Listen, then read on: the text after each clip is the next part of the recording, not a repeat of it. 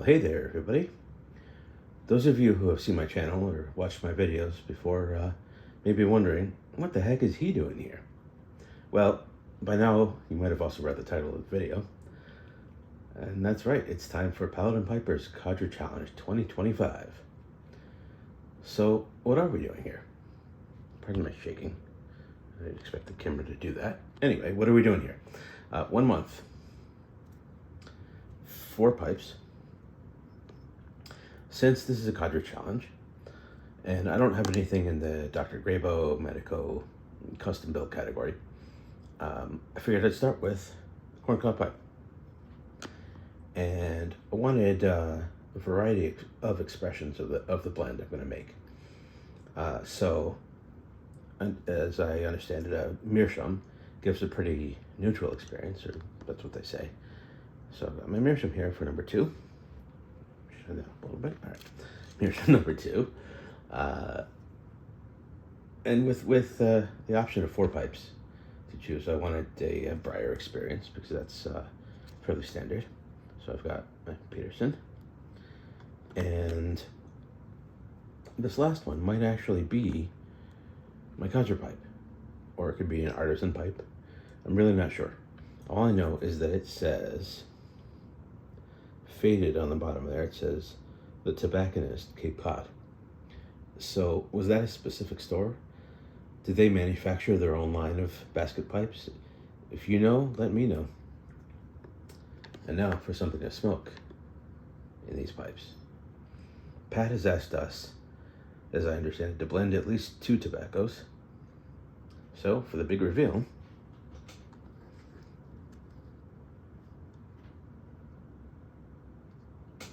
one, 2, and a triple.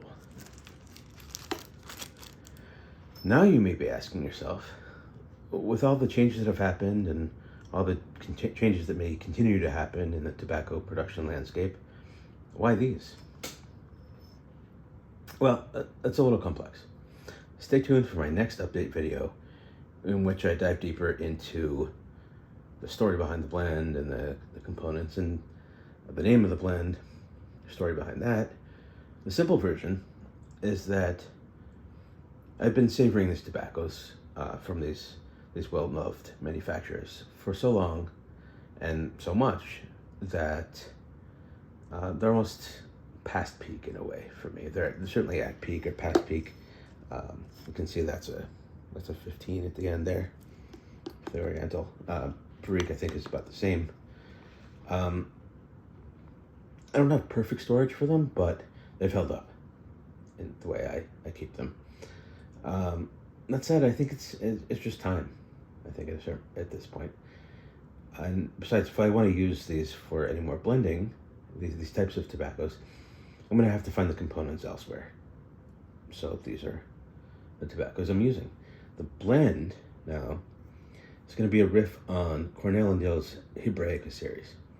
That pairs a spiritual concept from Judaism with a tobacco blend of Perique, Orientals, and something Virginia or something more.